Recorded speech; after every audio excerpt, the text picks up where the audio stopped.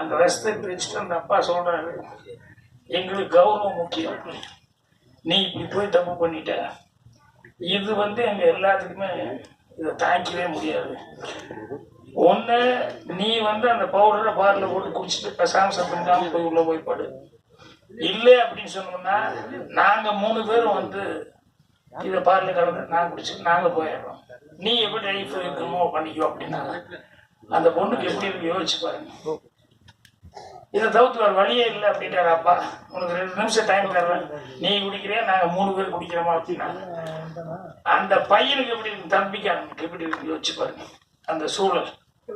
அந்த பொண்ணு பார்க்குற 3 பேரும் குடிச்சிட்டு அவங்க போகிறத விட இது நம்மளே குடிச்சிட்டு போயிடலாமேன்னு சத்தம் இல்லாமல் அதை எடுத்து பாலில் போட்டு அதை குடிச்சிட்டு சத்தம் இல்லாமல் தம்பியை மட்டும் பார்த்து முத்தம் கொடுத்துட்டு போய் கதவை சாத்திட்டு உள்ள போயிருப்பாரு.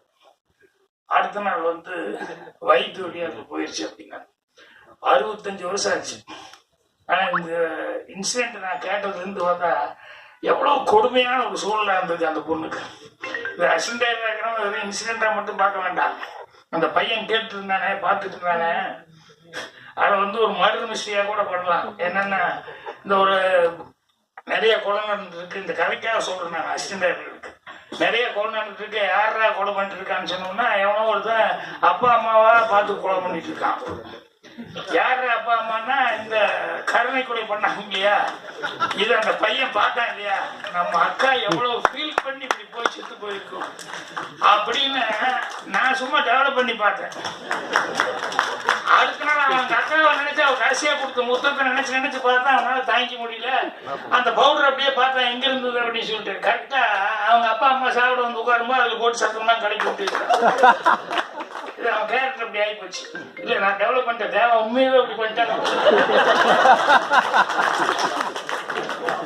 இல்ல இப்படின்னா இப்ப இந்த பையன் பெருசாகும் போது என்ன அப்படின்னா அவனுடைய டார்கெட்டே இதுதான்.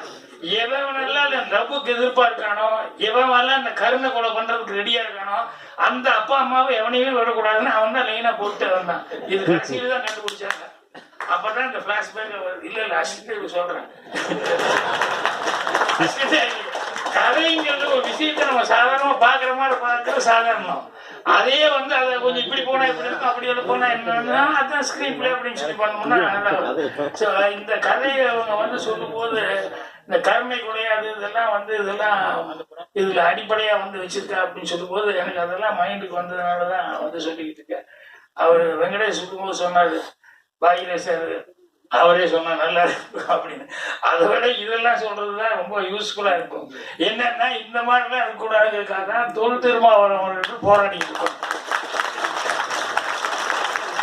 வேண்டாம், மனிதன் நேசிங்க அப்படின்னு சொல்லி.